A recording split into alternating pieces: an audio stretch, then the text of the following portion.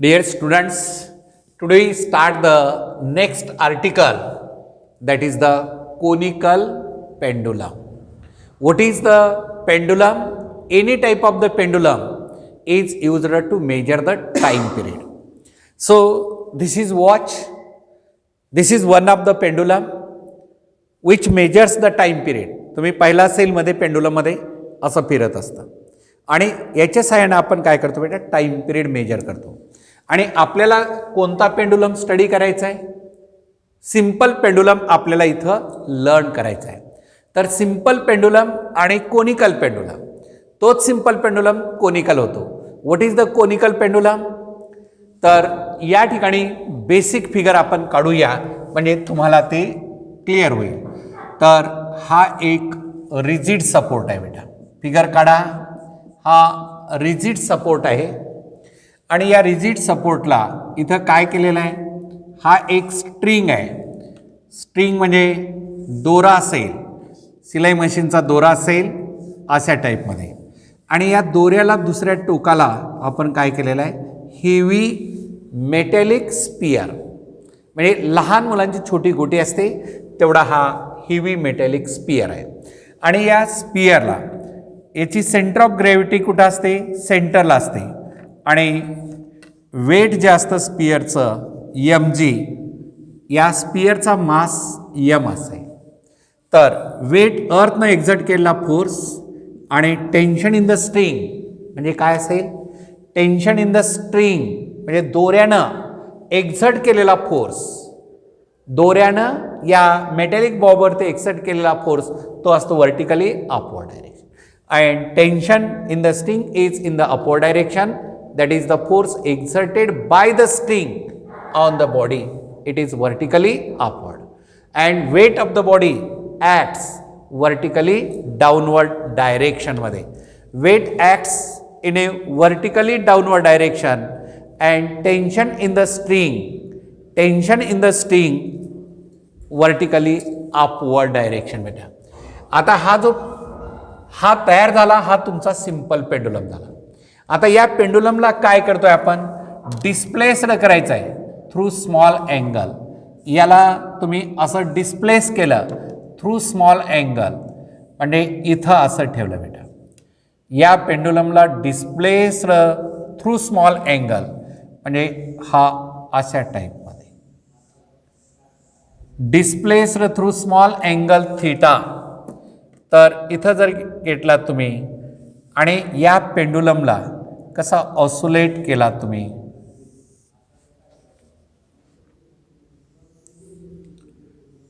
हे अशा पद्धतीनं या पेंडुलमचा काय असेल? पाथ असेल. म्हणजे आणि मग हा पेंडुलम जो असेल किती अँगलनं डिस्प्लेस केलेला आहे? थीटा अँगलनं डिस्प्लेस केलेला आहे. आणि हा जो असेल इथं टेन्शन इन द स्ट्रिंग. आणि परत आता वेट पेंडुलमचं नेहमी कुठं असतं? Below the centre of gravity. Weight is below the centre of gravity and tension in the string. Tension in the string हा अँगल थीटा असेल, हा टी कॉस थीटा असतो बेटा. ॲडजेसेंट कॉम्पोनंट याचा एक्सप्लेन करतो तुम्हाला, फक्त फिगर काढा अगोदर.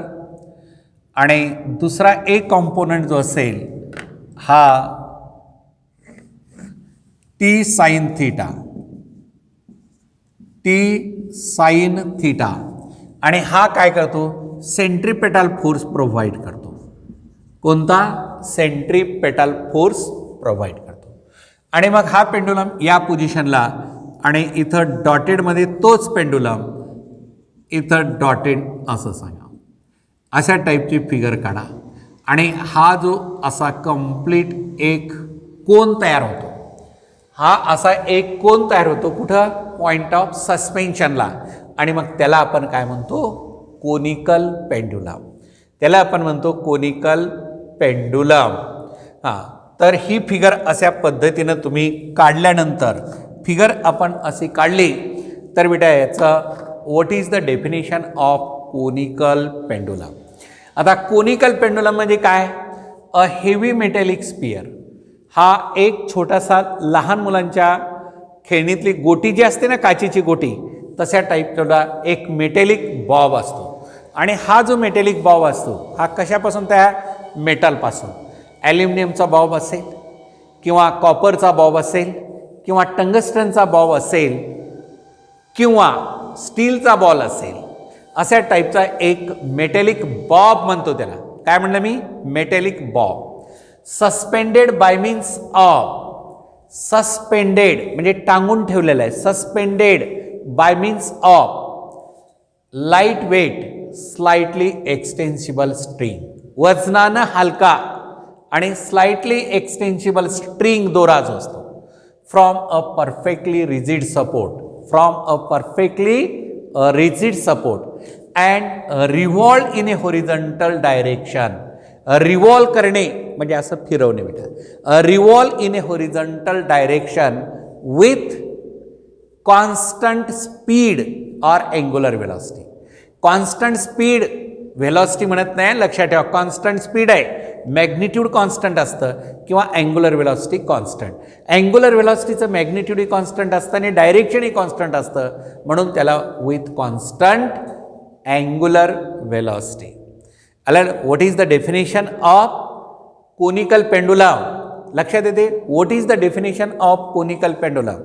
अ heavy metallic sphere, a heavy metallic sphere suspended by means of lightweight slightly extensible string. lightweight वजनानं हलकं, slightly extensible थोडं ताणणारं, slightly extensible string from a perfectly rigid support, from a perfectly rigid support and revolve in a horizontal direction, and revolve in a horizontal direction with constant angular velocity or constant speed. constant angular velocity or constant speed. पहा बेटा, आता इथं imagine करा, हा rigid support आहे, याला आपण हा दोरा गृहीत धरा, दोरा, आणि याचा एक एंड कुठं केलेला आहे, फिक्स ठेवलेला आहे. कुठं, रिजिड सपोर्टला. आणि याच्या दुसऱ्या एंडला इथं एक मेटॅलिक बॉब आहे असं गृहीत धरा, आणि हा मेटॅलिक बॉबला काय करणार, असं ओढणार मी. ओढल्यानंतर असं फिरवणार आहे, लक्षात येतं. याला मी असं फिरवणार. Revolve in a horizontal circle with constant angular velocity, constant angular velocity. मग या दोऱ्यानं वर काय तयार करतो, कोन तयार करतो, म्हणून याला आपण काय म्हणतो, कोनिकल पेंडुलम. म्हणजे formation of the cone at the point of suspension, तिथं एक कोन तयार होतो, म्हणून याला म्हणले आपण कोनिकल पेंडुलम. मला डेफिनेशन क्लिअर झाली तुम्हाला.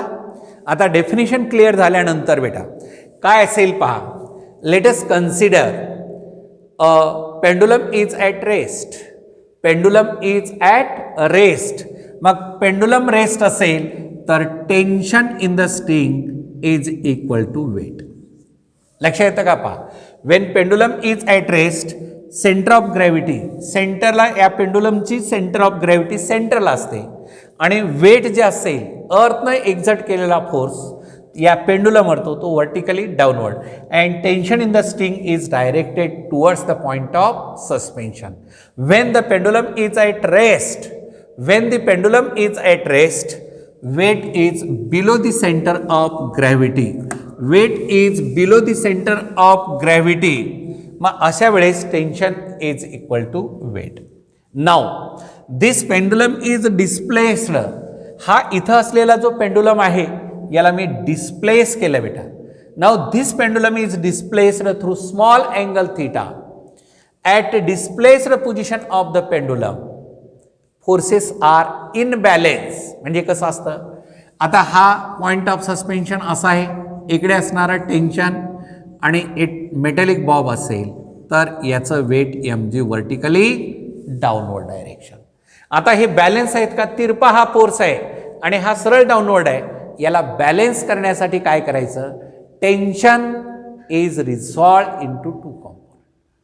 हा जो टेन्शन आहे, हा जो टेन्शन आहे, हा टीचा एक कॉम्पोनंट टी कॉस थिटा असा vertically upward direction. Tension is resolve into two components.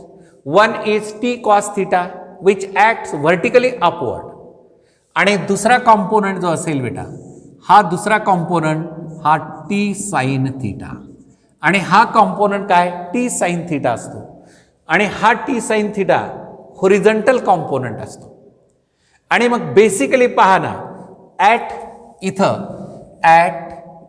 Displaced position of pendulum. पहा बेटा नीट लक्ष द्या. At displaced position of pendulum, tension in the string, tension T in the string is resolved into two components. Tension in the string is resolved into two components. आता या ठिकाणी जे tension असेल, that is the tension in the string is resolved into two components. आता दोन कोणते component असतील? Number 1 T cos theta, adjacent component, टेन्शनचा जो ॲडजेसेंट कॉम्पोनंट आहे तो T cos theta which balances the weight of the pendulum, that is mg. लक्षात येतं? टी साइन थीटा आणि टी कॉस थीटा दोन कॉम्पोनंट आहेत टेन्शनचे. आणि नेहमी बेटा एक फोर्स रिझॉल्व झाला असेल दोन कॉम्पोनंटमध्ये, नेहमी हॉरिझॉन्टल कॉम्पोनंट काय असतो? हॉरिझॉन्टल कॉम्पोनंट म्हणजे लगतची बाजू.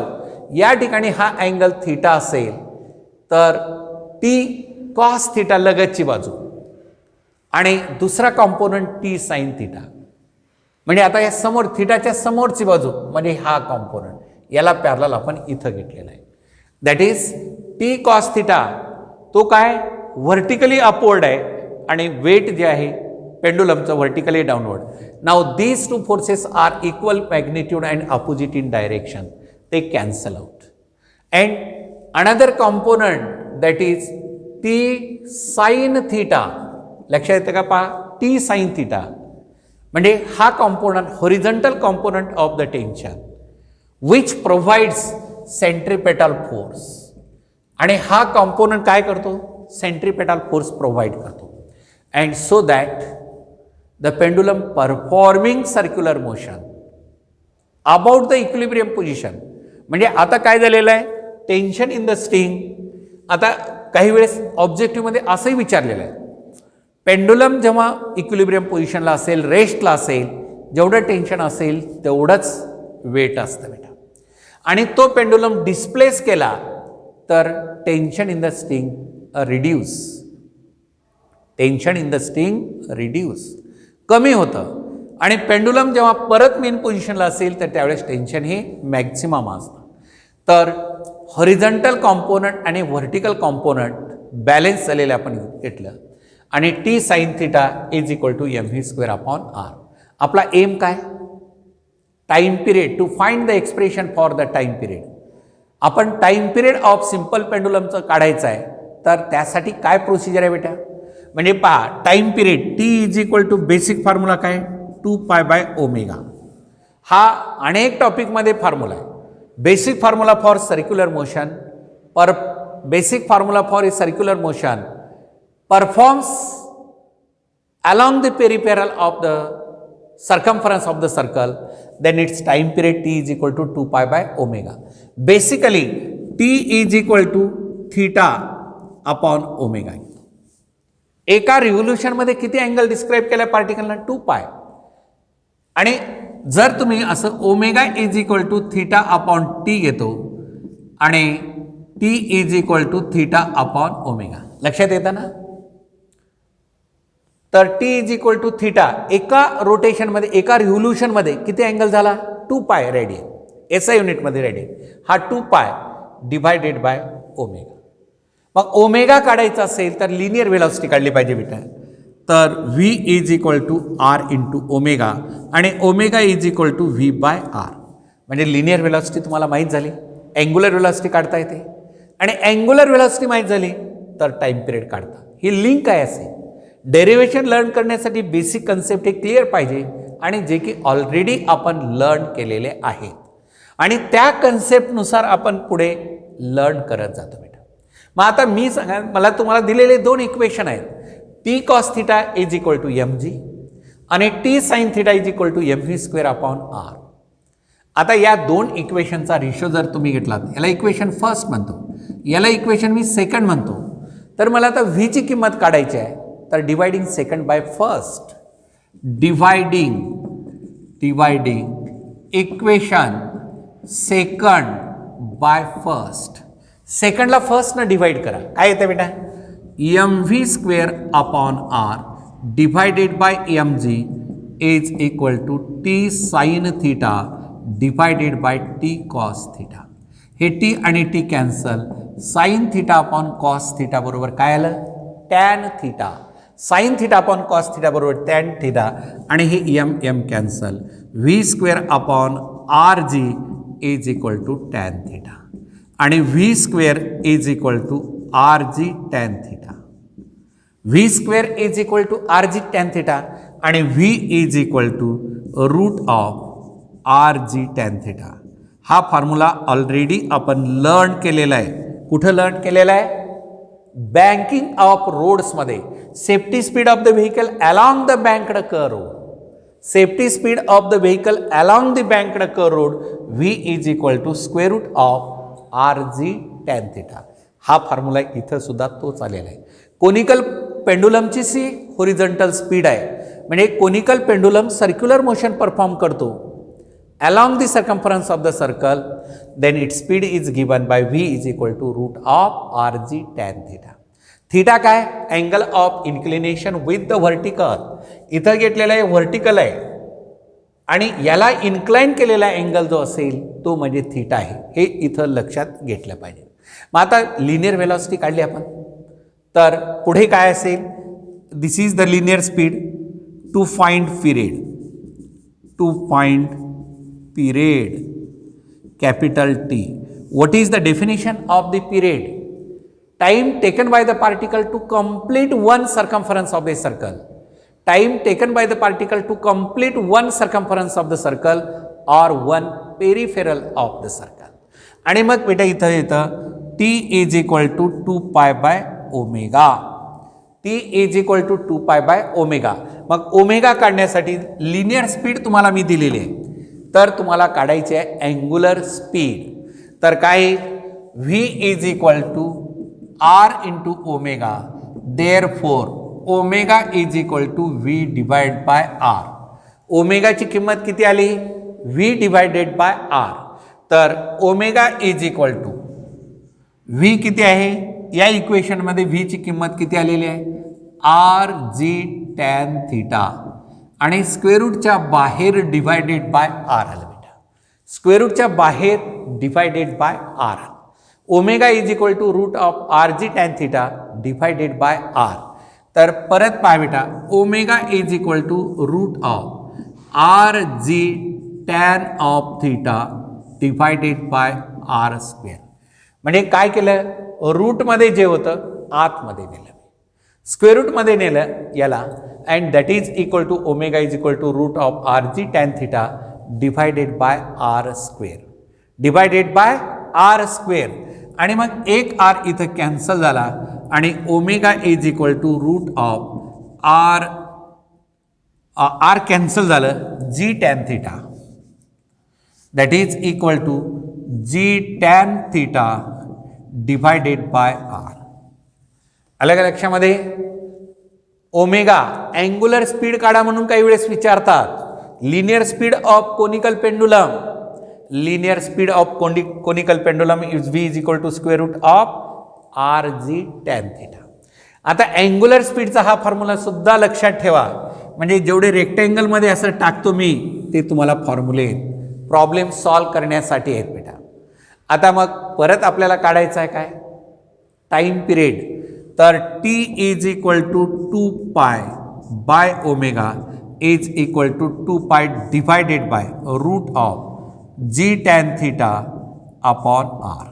And that is equal to 2 pi रूटमध्ये R divided by G tan theta. हे लक्षात आलं. भागिले उलटून गुणिले वर गेलं. T is equal to 2 pi रूटमध्ये R divide by G tan of theta. आता फ्रॉम जॉमेट्री ऑफ फिगरवरून पहा बेटा, फ्रॉम जॉमेट्री ऑफ फिगर हा जो ट्रँगल असा दिसतो तुम्हाला इथं, या ट्रँगलमध्ये टॅन थिटाची किंमत काढायची आहे. आणि इथं लक्षात घ्या, हे टेन्शन इथं असेल आणि ही हाईट आहे. कोणती हाईट आहे इथं फिगरमध्ये पाहिजे, इथून इथपर्यंतची हाईट. आणि हे इथं जे दिलेलं आहे ही लेंथ असेल. कुठून? पॉईंट ऑफ सस्पेन्शन पासून सेंटर ऑफ मेटॅलिक बॉबपर्यंत ही काय लेंथ आहे. लक्षात आलं का? इथून इथपर्यंत या पॉईंट ऑफ सस्पेन्शन पासून सेंटर ऑफ ग्रॅव्हिटीपर्यंतची हाईट आहे. आणि इथून इथपर्यंतची काय असते? पेंडुलमची लेंथ आहे. कारण हा पेंडुलम असा ठेवला नाही, याला डिस्प्लेस केलेला आहे, वर असा नेला नाही. इथून इथपर्यंतची लेंथ आहे पेंडुलमची. Length of the pendulum is measured from point of suspension to the centre of gravity. And this is nothing but height आहे. याला डिस्प्लेस केलेलं आहे आपण through small angle theta. And from this right angle triangle what is tan of theta from इथे left from geometry of figure वरून काढायचं आहे आपला. From the geometry of figure tan of theta. yes सांगा.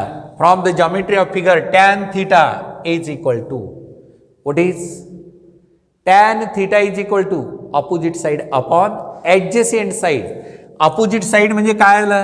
हे रेडियस आहे बेटा. असं या सर्क्युलर पाथचं रेडियस आर आपण ज्याला म्हणतो, या सर्क्युलर पाथचं रेडियस आर. ऑपोजिट साइड म्हणजे किती आलं? ऑपोजिट साइड हा radius of circular path divide by adjacent side height H.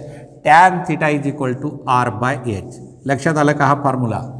From geometry of figure tan of theta, from geometry of figure tan of theta is equal to r divided by h. tan of theta is equal to r divided by h, and therefore here t is equal to 2 pi root of r divided by g into tan theta r divided by h, and that is equal to 2 pi root of h divided by g. Time पिरियडचा जो formula आलेला आहे t is equal to 2 pi root of r divided by 2 pi root मध्ये h divided by g. हां, आता परत पाय आहे h काय? हाईट आहे. आता त्या हाईटला इन टर्म्स ऑफ लेंथ मध्ये लिहायचं असेल तर परत फ्रॉम फिगर त्याच फिगरमध्ये परत एच ची किंमत काढायची आहे. एच म्हणजे ही आहे. तर कोणतं relation? Adjacent side upon hypotenuse. Adjacent side upon hypotenuse म्हणजे काय येतं? Cosine. And that is from figure cos of theta is equal to H by L. There H is equal to L cos theta.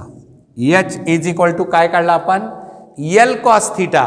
And therefore t is equal to 2 pi root of L cos theta upon g.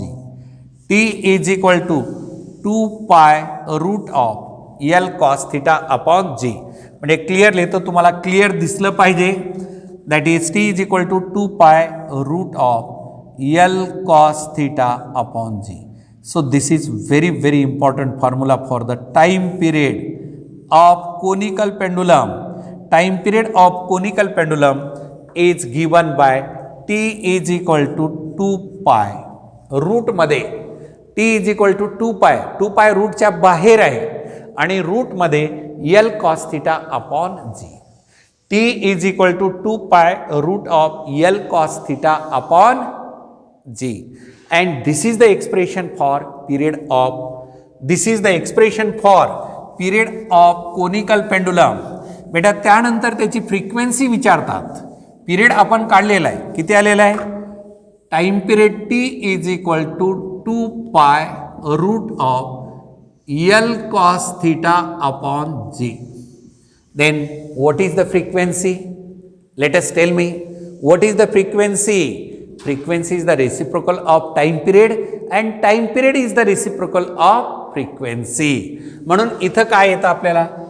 n is equal to 1 upon t and therefore n is equal to 1 upon 2 pi root of काय येतं?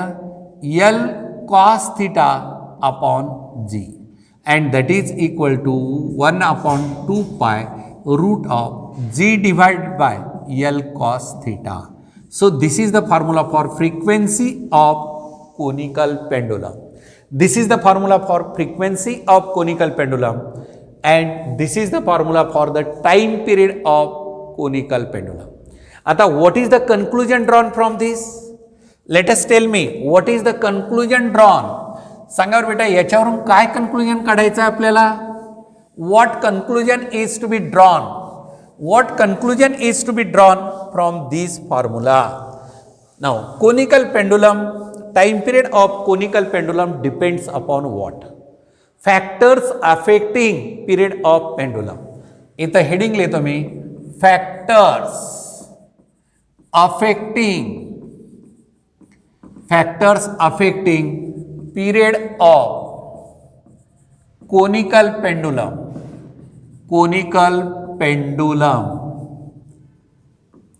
Factors affecting period of conical pendulum, that is the objective for that. And so that what are the factors which affects the period of conical pendulum? सांगा बेटा काय असेल? What are the factors that affects the period of conical pendulum? तर इथं जो पहिला factor आहे T directly proportional to root L. Time period of simple pendulum is directly proportional to square root of length. Length जेवढी तुम्ही वाढवाल तेवढा time period पेंडुलमचा वाढतो. Time period of simple pendulum is directly proportional to square root of length. As length of the pendulum increases, its time period also increases.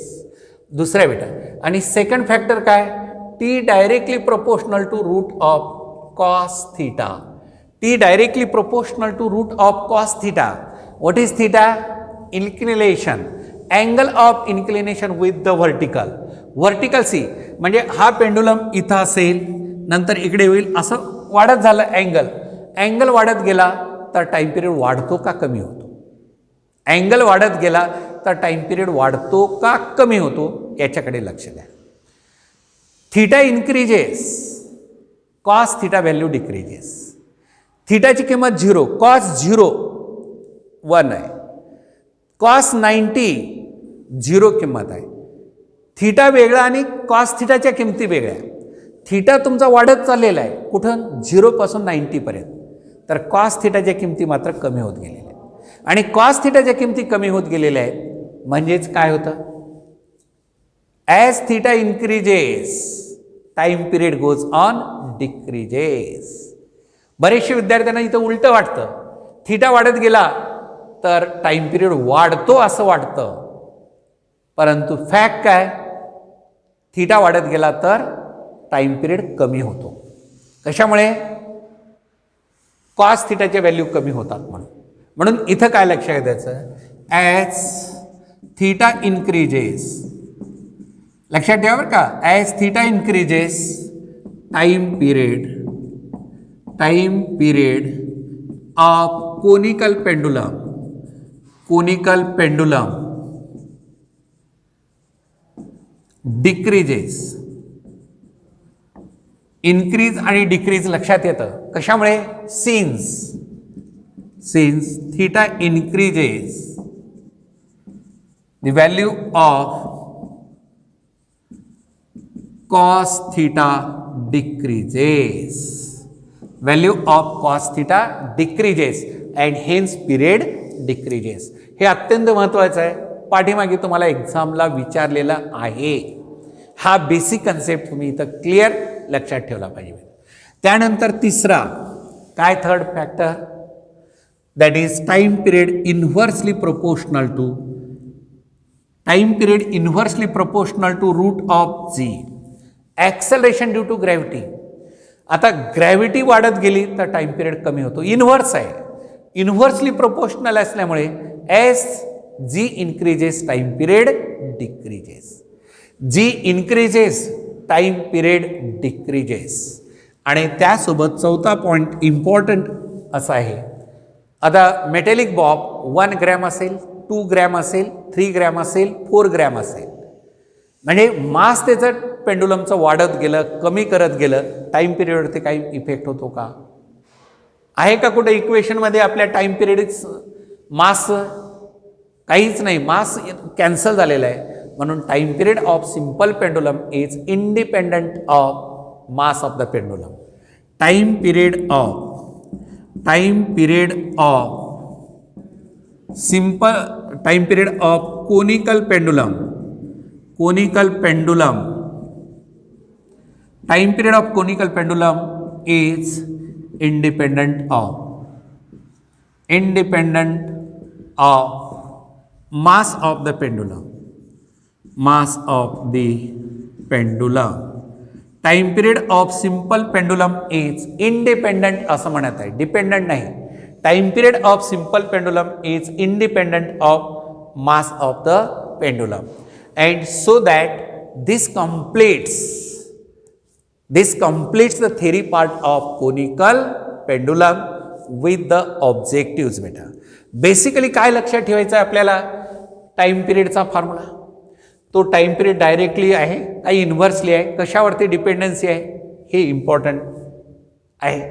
आणि न्यूमरिकलसाठी फ्रिक्वेन्सीचा formula. Time period काढल्यानंतर frequency त्याचा रेसिप्रोकल जर घेतलात तरीही तुम्हाला इथं येतं. And with the help of this formula, we measure the time period. Time period measure करण्यासाठी any type of the pendulum we use to measure the time period. And basically, we completes this article conical pendulum with its derivation part.